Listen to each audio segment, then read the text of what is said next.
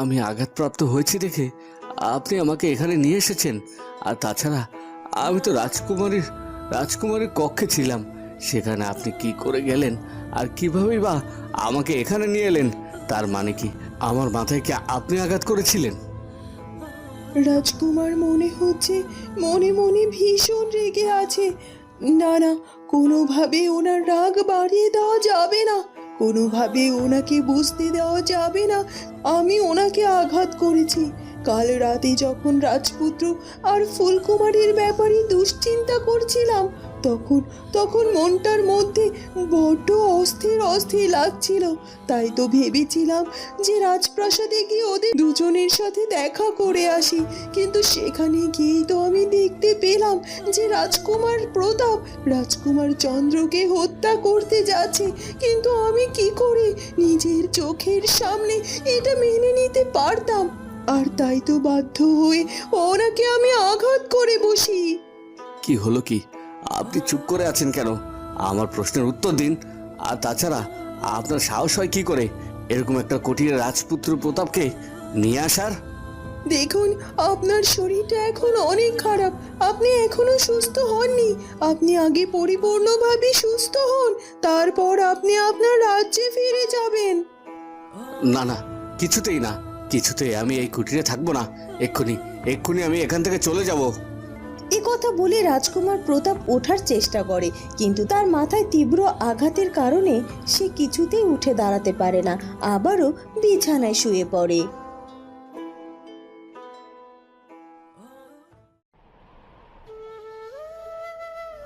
আপনি তো আমাকে কিছুই খুলে বললেন না, সেই তখন থেকে এভাবে চুপ করে দাঁড়িয়ে আছেন।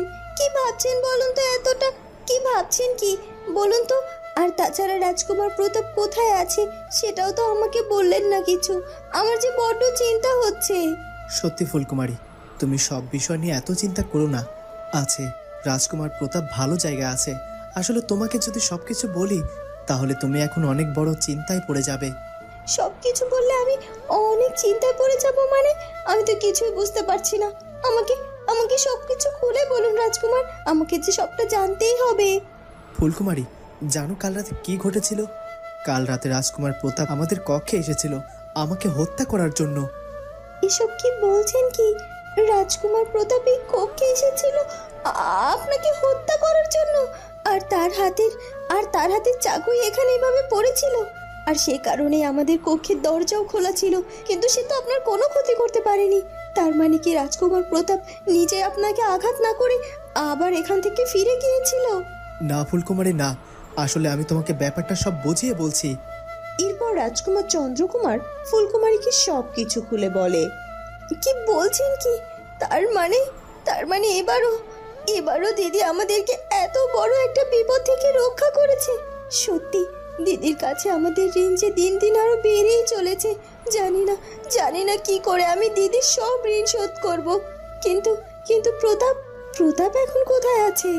প্রতাপ এখন ফুলপরির কাছে আছে। ওর শরীরের অবস্থা ভালো না, মাথার আঘাতটা অনেক বেশি জোরালো হয়েছে। আর তাই তো পরীর নিচে থেকে সেবা শুশ্রূষা করছে, আর তারপর তাকে রাজপ্রাসাদে পাঠাবে। সুস্থ হওয়ার আগ পর্যন্ত এ কথা কাউকে কিছু বলার দরকার নেই। ঠিক আছে, তাই হবে।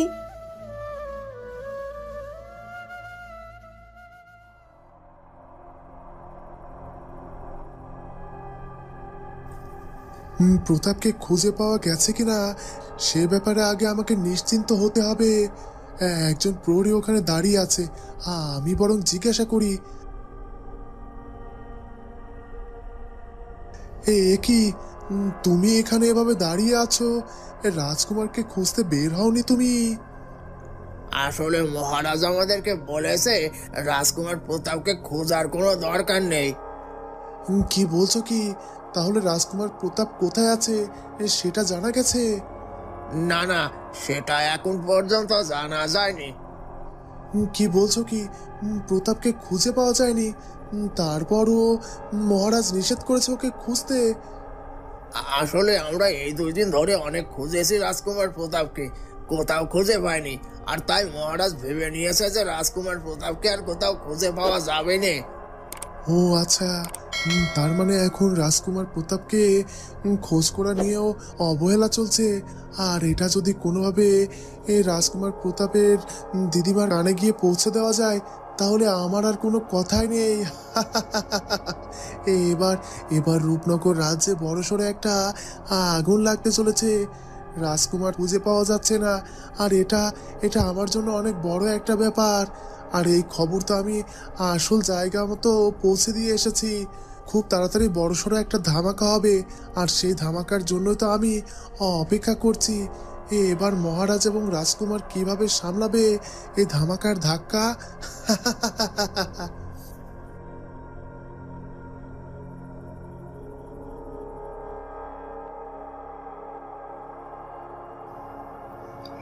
আমি ভীষণ খুশি হয়েছি দাসী। অবশেষে অবশেষে তুই এই কাজটা সম্পন্ন করতে পেরেছিস। আমি তো ভীষণ ভয় পেয়ে গিয়েছিলাম। আমি তো ভেবেছিলাম এবারও হয়তো তুই ব্যর্থ হয়ে যাবি, কিন্তু না, তুই তো তোর কাজ সফল করে ফেলেছিস। এখন আর কোনো চিন্তা নেই। এখন এই জটা মায়ের কাছে এগুলো পৌঁছে দিতে পারলেই ব্যাস, জটা মা কাজ করতে শুরু করে দেবেন। হ্যাঁ হ্যাঁ, সেটা তো দেবেই। তবে তাছাড়া অল্প একটুর জন্য প্রাণে বেঁচে গেছি, না হলে তো ধরাই পড়ে যাচ্ছিলাম। ওই ফুলকুমারী চোখ মনে হয় চারদিকে। ওর কক্ষ থেকে বেরিয়ে যাওয়া মাত্রই তো ও আমার সামনে এসে হাজির হলো। আর আর তাছাড়া আমার কোমরে তখন এগুলো লুকোনো ছিল। ও যদি কোনোভাবে আমার কাছে একটু খোঁজাখুঁজি করতো, তাহলেই তো এগুলো সে পেয়ে যেত। তখন যে আমি ধরা পড়ে যেতাম। ভাগ্যিস তখন রাজকুমার চন্দ্র সেখানে গিয়ে উপস্থিত হয়েছিল, না হলে তো। সত্যি সত্যি ওই ফুলকুমারী অনেক বুদ্ধিমতী। তবে ফুলকুমারী, তুমি যে এবার তোমার বুদ্ধি দিয়েও আর কিচ্ছু করতে পারবে না। এবার রাজকুমার আমার হবে। তোমাকে রাজকুমারের কাছ থেকে চিরকালের মতো সরে যেতে হবে। আমি আমি সেই ব্যবস্থা করব। তাহলে আর এত দেরি করছেন কেন? চলুন আমরা জটা মায়ের কাছে যাওয়ার জন্য রওনা দেই। কারণ আমরা এখানে বেশি যত দেরি করব তত আমাদের দেরি হবে। আর তাছাড়া এই রাজপ্রাসাদে আমার এইসব কথাবার্তা বলা কিন্তু মোটেও উচিত হচ্ছে না। যদি কেউ শুনে নেয়, তাই বলছি তাড়াতাড়ি চলুন আমরা এখান থেকে চলে যাই। হ্যাঁ হ্যাঁ, চল চল, আর দেরি করব না। আমরা বরং এখান থেকে চলে যাই। তাছাড়া জটা মায়ের কাছে তো আমাদের তাড়াতাড়ি যেতে হবে। এই কথা বলে উর্মিমালার দাসী সেখান থেকে চলে যায়।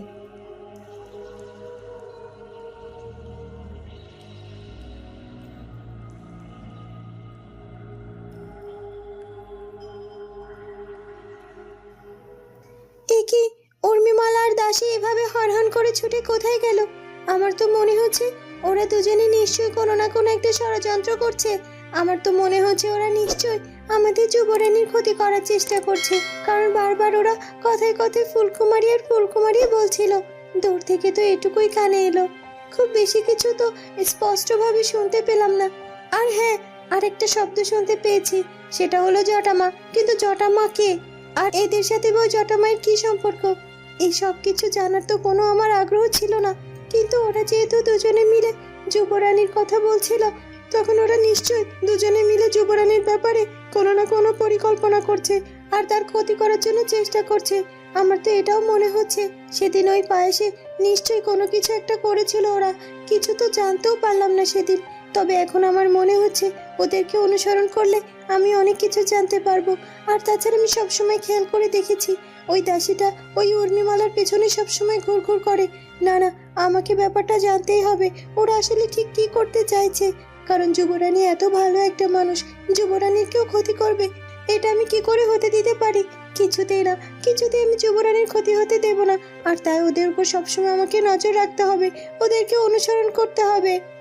এই কথা বলে দাসী উর্মিমালার সেই দাসীটাকে অনুসরণ করার জন্য এগিয়ে যেতে থাকে। দাসী দাসী, কোথায় তুই?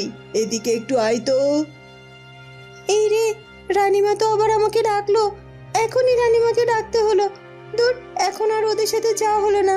যাই হোক, আমি পরে ঠিকই ওদের ষড়যন্ত্রটা জানার চেষ্টা করব।